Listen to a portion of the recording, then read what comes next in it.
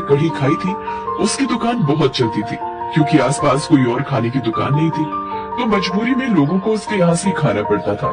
फिर घर वापस लौट। अरे कुछ बोलेगी भी या ऐसे गंदा सा मुंह बनाकर चलती रहेगी? सुनीता, ये ले 50 रुपए। ये पैसे तू मुझे क्यों दे रही है? सुन, इसका तू दही खरीद लेना ढेर सारा। दही मेरा और बेसन तेरा। बस बहन, तू मुझे कढ़ी चावल बनाकर खिला देना। ठीक है, अभी ढोकले जैसा मुंह रसमलाई जैसा कर ले। मैं वैसे भी कढ़ी चावल बनाने वाली थी। पिंकी का भी बड़ा मन है कढ़ी खाने का।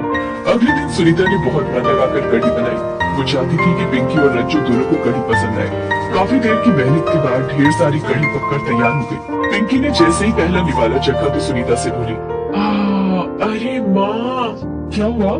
अच्छी नहीं बनी क्या? सच में क्या कढ़ी बनाई है माँ? तुम तो बस ढाबा खोल लो जल्दी से।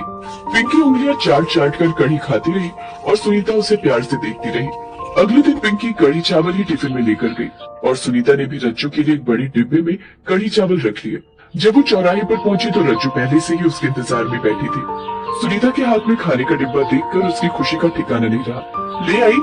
हाँ, तेरे ही लिए है। ले, अब खाकर बता कैसी बनी है।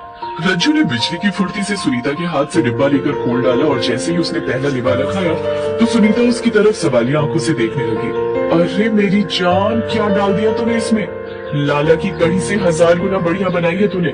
सच, कितनी पसंद आई तुझे? अरे पूछ मत, सच में बहुत ही अच्छी बनी है। अगर तुझे मेरी बात पर भरोसा नहीं है तो रुक जरा। इतना कहकर रज्जू ने खाने का डिब्बा वहाँ खड़े बाकी मजदूरों की तरफ बढ़ा दिया और सबको कढ़ी चखाकर उनसे बोली, सब के सब पूरी ईमानदारी से बताओ, मेरी बहन ने कैसे कढ़ी चावल बनाए हैं? सभी लोगों ने कढ़ी चावल की बहुत तारीफ की। तभी वहाँ खड़ी एक बूढ़ी मजदूर सुनीता से बोली, सुनीता बेटी, तुम तो यहीं पर एक ढाबा खोल लो। अरे नहीं मौसी, अपने लिए ना सही तो हम लोगों के लिए ही खोल ले बेटी। कम से कम भूखे पेट तो मजदूरी नहीं करनी पड़ेगी। बूढ़ी मजदूर की बात सुनकर सब शांत हो गए और एकटक सुनीता को उम्मीद भरी निगाहों से देखने लगे। तभी रज्जू तपाक से बोली, हाँ सुनीता, तू ढाबा खोल। हम सब मिलकर तेरा ढाबा बनाएंगे यहीं पर और फिर लाला को बताएंगे। लेकिन क्या? तू 100 रुपए की प्लेट मत देना। हाँ। रज्जू की बात सुनकर सब हंसने लगे। सभी ने ठान लिया था कि वो सब सुनीता का ढाबा खोलकर ही दम लेंगे। अगले दिन लकड़ियों और पन्नी का जुगाड़ किया गया। कोई कुर्सी लाया तो कोई टूटी हुई मेज। पैसे इकट्ठे करके 2 भगोने लिए गए और 3 दिनों में ही सुनीता का ढाबा खुल गया। बेसन और चावल के लिए रज्जू और सुनीता दोनों ने पैसे मिलाए। फिर अगले ही दिन सुबह सुनीता ने कढ़ी चावल बना दिए, वो भी मजदूरों के वहाँ आने से पहले। पिंकी और रज्जू ने भी उसकी पूरी मदद की। सबने कढ़ी चावल खाए और जमकर तारीफ की। सभी ने बोली के तौर पर उसे 1-1 रुपया दिया। फिर अपनी उंगलियां चाटते हुए रज्जू सबसे बोली, आज तो 1 रुपया दे दिया, लेकिन कल से पैसे लगेंगे। सुनीता, इतने बढ़िया कढ़ी चावल की प्लेट कितने में दोगी हम गरीबों को? 30 रुपए में?